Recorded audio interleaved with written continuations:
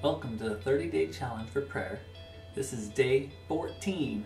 So, I hope you guys are coming along with me, and let's get into our discussion and prayer time today.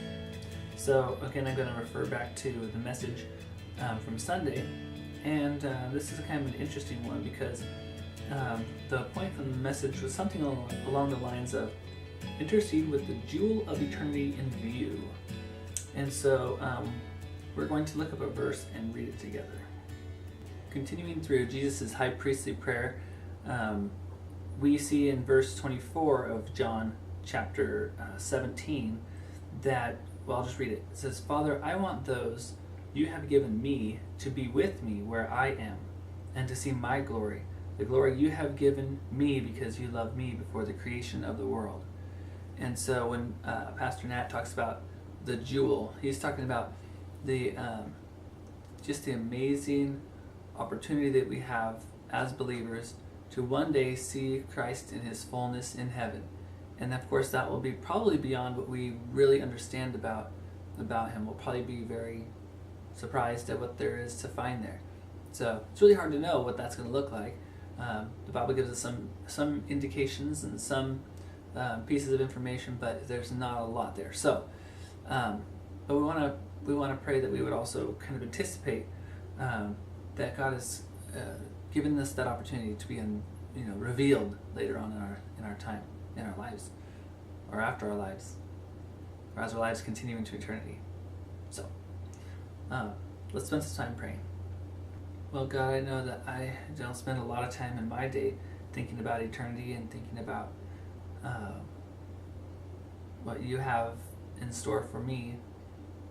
I know I am busy with working, and I'm busy with just moving through our day, dealing with family stuff and everything. And I know that you obviously have the eternity mindset, and I'd ask you to help us to understand what that's like and how we can begin to start to think heavenly, I guess, and think heavenward, and begin to anticipate the glory that you have to reveal to us there.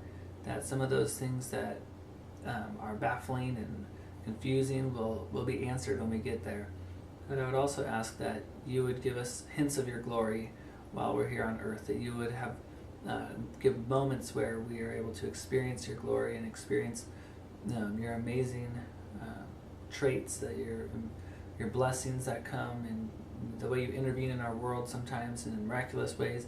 I ask that you would show us glimpses of that and challenge our thinking and challenge our understanding, force us into places where we're uncomfortable sometimes, where we have to really think and wrestle about who you are and what you do and how you act. Sometimes we think we've pinned that down, who exactly you are, but I ask you would challenge our thinking and let us see you working in ways that are mysterious and amazing. Well, I think I'll spend just a couple minutes praying for some people that come to mind, and today with the focus of God's glory, I'll pray that maybe he shows himself to them.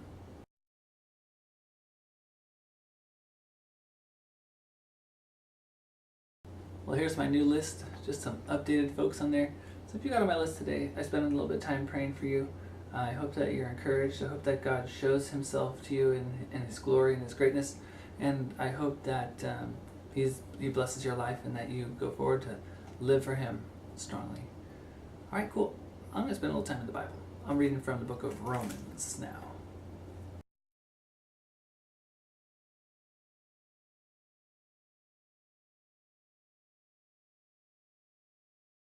Okay, so interestingly enough, reading in Romans, it's in just chapter 1. We were talking about God's glory and him revealing his glory and sharing his glory with us.